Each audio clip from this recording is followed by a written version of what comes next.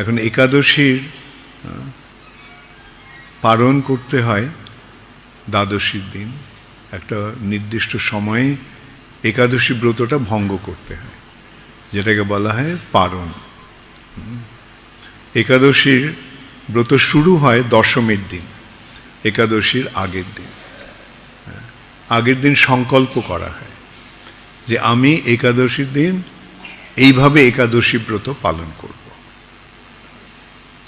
যেমন নির্জলা একাদশী, মানে আমি জল খাবো না।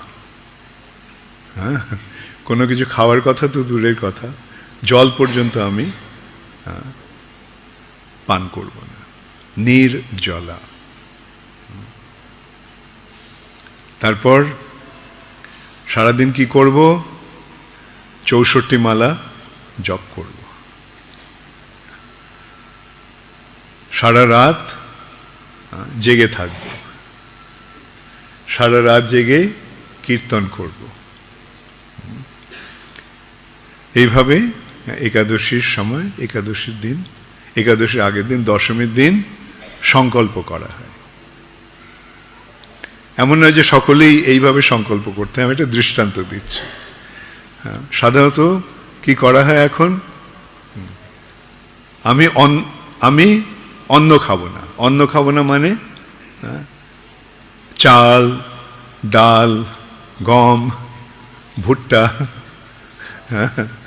এই ধরনের আমি খাবো না। কেন খাবো না? কেন আমরা এইগুলো খাই না একাদশীর দিন? কার কার জানা আছে? হাত তোলো। আচ্ছা, সকলের জানা নেই। ভগবান এক সময় যমরাজের ওখানে গিয়েছিলেন, যমরাজের রাজধানী। সেই যমরাজের বাড়িতে গেছেন। যমরাজ মহাজন, তাই না? যমরাজ একজন মহান কৃষ্ণ ভক্ত। 12 জন মহাজন আছেন, তাদের মধ্যে একজন হচ্ছেন যমরাজ। স্বয়ম্ভূর, নারদ, শম্ভু, প্রহ্লাদ, জনক, ভীষ্ম। হ্যাঁ, তারপরে কুমার, কপিল। Thank you. কুমার, কপিল, মনু, বৈয়াসকি, বলির, বয়ম। যমরাজ নিজে এই কথাটা বলছেন যে স্বয়ম্ভু মানে ব্রহ্মা, নারদ মুনি। শম্ভুকে শিব, মহাদেব। স্বয়ম্ভু, নারদ, শম্ভু। কুমার, কপিল, মনু। চতুর্শন, 4 কুমার, কপিল মুনি আর মনু। আর প্রহ্লাদ মহারাজ, জনকরাজ, ভীষ্ম। এবং বৈয়াসকি, সুখদেব গোস্বামী, ব্যাসদেবের পুত্র সুখদেব গোস্বামী, বলি মহারাজ এবং আমি। এই আমিটিকে যমরাজ। আমরা এই 12 জন মহাজন। তো ভেবে দেখো, যমরাজ ভগবানের মহান ভক্ত। ভগবান শ্রীকৃষ্ণ যখন যমরাজের কাছে গেছে, তখন যমরাজের কিরকম মনের অবস্থা? হ্যাঁ, যমরাজ তখন আনন্দে হরে কৃষ্ণ কৃষ্ণ কৃষ্ণ হরে হরে, হরে রাম রাম রাম হরে। কীর্তন করতে শুরু করেছেন। শুধু মন্ত্র উচ্চারণ নয়, তিনি কীর্তন করে নাচতে শুরু করেছেন। তো এইভাবে যমরাজ ভগবানের চরণে প্রণতি নিবেদন করলেন। তখন ভগবান শুনলেন যে ওই জমালয়ের দক্ষিণ দিক থেকে আর্তনাদের, কান্নার শব্দ আসছে। আর্তনাদ করছে মানুষ। বেদনায় যেমন মানুষ চিৎকার করে, সেরকম আর্তনাদের শব্দ আসছে। ভগবান জিজ্ঞাসা করলেন যমরাজকে যে এই আর্তনাদের শব্দ কেন, কোত্থেকে আসছে? যমরাজ বলল, ওটা নরকে ওরা দণ্ড ভোগ করছে, ওরা যন্ত্রণা পাচ্ছে। কেন? কেন ওরা পাপ করেছে, তাদের পাপ কর্মের ফলে তারা দণ্ড ভোগ করছে। তো ভগবান ভাবলেন যে এরা আমার সৃষ্ট জীব, তো এদের এই যন্ত্রণার থেকে একটা উদ্ধারের উপায় উদ্ভাবন করতে হবে। তখন ভগবান কি করলেন, তিনি সেইখানেই এক নারীকে সৃষ্টি করলেন।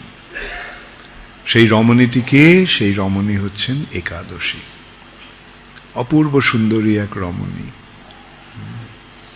এবং ভগবান স্থির করলেন যে এই দিনে, এই একাদশীর দিনে যারা এই একাদশী ব্রত পালন করবে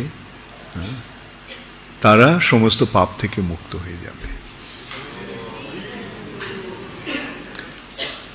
তো এইভাবে সকলে একাদশী ব্রত শুরু করলো, একাদশী ব্রত পালন করতে শুরু করলো, এবং তার ফলে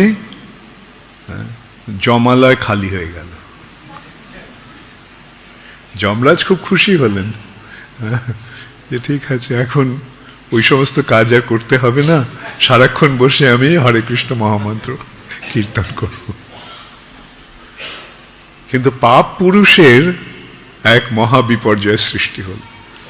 পাপ পুরুষকে পাপ, সমস্ত পাপ নিয়ে এক ব্যক্তির সৃষ্টি হয়েছে, তার নাম পাপ পুরুষ।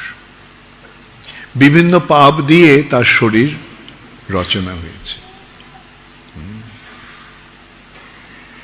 যেমন ব্রহ্ম হত্যা হচ্ছে তার মাথা, এইভাবে নানা রকম পাপ, তার হাত, তার বুক, তার পা, তার পেট। তা এখন পাপ হচ্ছে না, তখন সেই পাপ পুরুষের মরো মরো অবস্থা। সে একদিন ভগবান দেখলেন যে পাপ পুরুষ কোনো রকমে কষ্ট করে তার কাছে আসছে। তো ভগবান জিজ্ঞাসা করলেন যে পাপ, তোমার এই অবস্থা কেন? সারা শরীর এরকম অস্থি চর্ম সার হয়ে গেছে, কোনো তোমার এই অবস্থা কেন? তখন পাপ পুরুষ বলল যে ভগবান, যেদিন থেকে আপনি একাদশী ব্রত সৃষ্টি করেছেন সেদিন থেকে সকলে ওই একাদশী ব্রত পালন করে পাপ থেকে মুক্ত হয়ে যাচ্ছে। তার ফলে জগতে আর পাপ নেই, তার ফলে আমার এই দুর্দশা। তা আমিও তো আপনারই সৃষ্ট জীব, তো আমার উদ্ধারের একটা, আমার জীবন ধারণের, জীবন রক্ষার একটা উপায় আপনি করুন।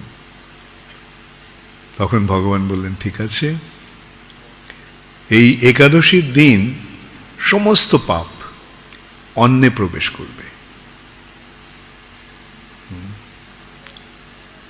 এবং কেউ যদি পাপ নাও করে কিন্তু সে যদি অন্ন খায়, তাহলে তার সমস্ত পাপ তার শরীরে প্রবেশ করবে। তাহলে কি হলো? একাদশীর দিনে সমস্ত পাপ অন্নে প্রবেশ করছে, মানে চাল, ডাল, গম ইত্যাদিতে। এবং সেগুলি যখন খাওয়া হয়, পাপ না করলেও সেই পাপগুলি তাদের শরীরে আসে। তাহলে বোঝা গেল কেন আমরা একাদশীর দিন অন্ন খাই না।